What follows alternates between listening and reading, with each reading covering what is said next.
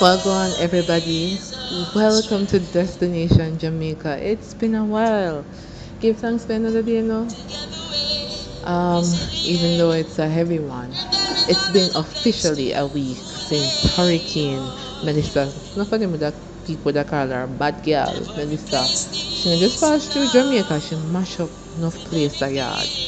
No, forgive me for the background noise. You're gonna hear probably generator voice noises and also people doing different things because I do not have any electricity in my area, nor do I have signal. So I had to come to the town area to communicate with loved ones, to get some work done, and to assist where possible. Now let's get into today's video. We're going to speak about where Jamaica is a week after this devastating hurricane. No, the official death toll stands at 32 lives lost, with another 8 deaths still under investigation. Um, People are saying that it is underreported. There are much more people that have lost their lives, unaccounted for, missing. There are a lot of flyers going around about family members, loved ones that are missing, haven't been seen since little before Hurricane Melissa.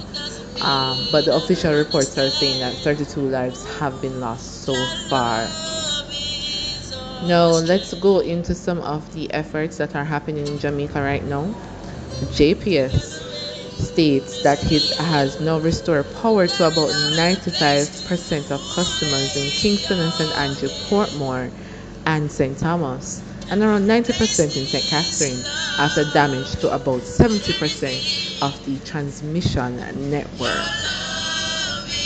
Now, to speed things up, JPS is bringing in 100 additional line workers plus over 50 bucket trucks and more than 10 digger trucks from partners in the US and Canada.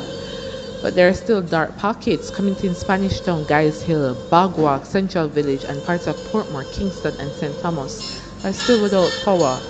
JPS says some of these areas may take between 3 days and 2 weeks to fully restore. Communication has been another major challenge, especially in Western Jamaica. To tackle that, the government has activated an emergency deployment of 600 Starlink satellite internet units, prioritizing ATMs, police stations, key ministries, and damaged hospitals so that people can access money, emergency services, and medical care again. The medical NGO MediCorps is also using Starlinks to restore connectivity in hospitals. The Ministry of Labor and Social Security reports that over 30,000 food packages have been delivered to households affected by Melissa, working alongside the JDF, ODPEM, Food for the Poor, the private sector, and faith-based groups. Now, nearly 15,000 Jamaicans passed through shelters in the immediate aftermath of the storm, and social workers, soldiers, and volunteers have been deployed to all parishes, including those that were cut off or without connectivity in the first days. In places like Westmoreland and St. Elizabeth, residents describe entire communities flattened, livestock wiped out, and families going days without a proper meal as shops and supplies ran low. Oh boy. It still feels surreal, guys. Pretty surreal. Now, government and national response, let's talk about that. To better coordinate the response, the government has launched a national registry of volunteers on the Support Jamaica portal, supportjamaica.gov.gm, inviting Jamaicans at home and abroad to sign up and be matched with needs on the ground. A new national relief website has also been launched to centralize information on donations, recovery efforts, and official appeals. On the education front, 136 schools have reopened in some form less than a week after the storm. Many of those openings are limited though, bringing staff and some students mainly for counseling and psychological support, not full teaching. The Ministry of Education is planning holiday and summer camps to help children in hard hit areas catch up and is exploring temporary tents, relocation to other schools, and at home learning kits where buildings were destroyed in partnership with UNICEF.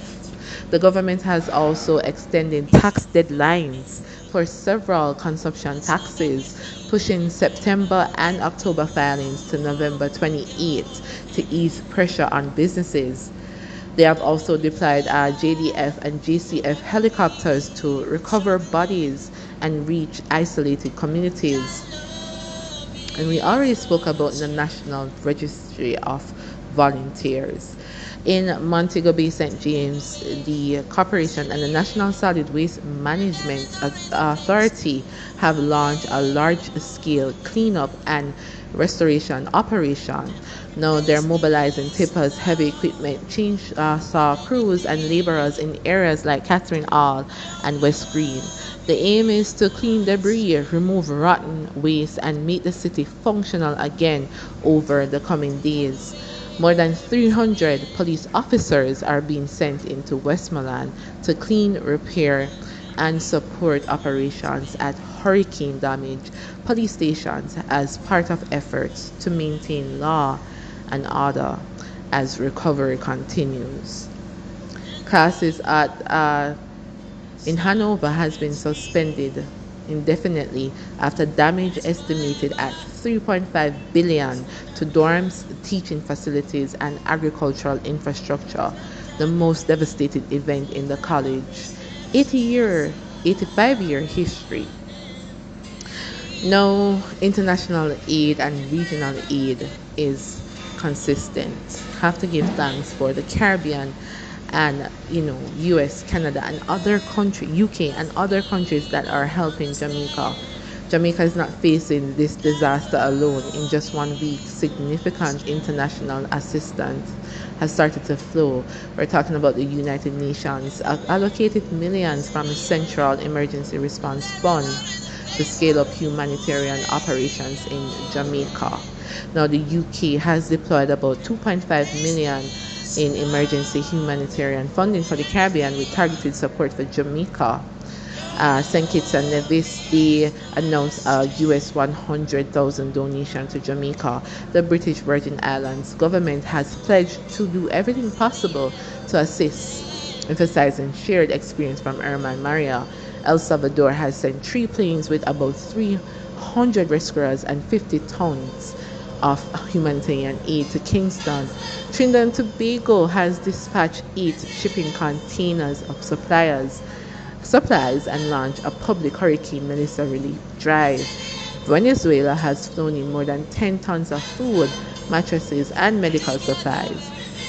Colombia has mobilized 22 tons of relief items, including food and hygiene kits, bed sets, and mosquito nets. The Cayman Islands have pledged over $1 million in essential supplies for Jamaica's recovery and separately shipped around 1,500 packages of relief items plus a life-saving blood donation shipment from the Cayman Islands Blood Bank. Barbados has announced humanitarian assistance to Jamaica, including supplies and support personnel. The U.S. has sent a disaster assistance response team to Jamaica. And CARICOM has reaffirmed its commitment to collective recovery and reconstruction efforts, position Hurricane Melissa as a test of regional solidarity. We have Jamaica private sector, NCB and its partners have raised $450 million through the relaunched Building a Better Jamaica Fund to support relief and rebuilding across the island. Pepsi Coca-Cola Jamaica has donated beverages valued at US $50,000, including around 9,000 cases of water. Now, popular restaurant Chicken and Things has partnered with World Central Kitchen to deliver thousands of hot meals over at least a week to hard-hit communities across Kingston and St Andrew. And various businesses and media houses, including Jamaica Observer, have open donation drop-off points for water, food, clothing and hygiene products and are actively coordinating distribution to affected communities. So it's a lot going on. We have the Leon Bailey Foundation stepping up there. They sent a team to Black River St. Elizabeth. We have emerging dancehall artist J.A. Goliside and his One Nature team. They delivered over 85 care packages. We have Massacre's Made Foundation has launched phase one of a major relief effort for communities hardest hit by Melissa.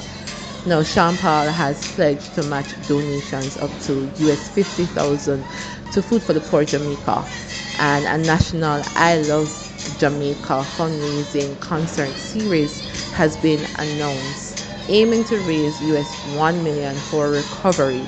The first major event will be a virtual telethon on Sunday, November 16, featuring artists such as Christopher Martin, Massacre, and Niji Boy. So there's a lot going on. We're going to link the article so that you can see what's happening. Jamaica will recover and hopefully recover even stronger, building better homes and making us disaster proof as much as possible.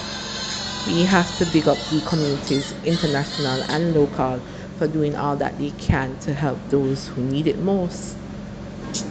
So we wanted to do this quick update before we have to head back into no electricity or signal to let you know what's happening in Jamaica. Thank you so much for sharing, subscribing, commenting, just being here. We appreciate you. And it really helps the channel when you do so. Bless up, a big up always, and we love you, Jamaica, always and forever.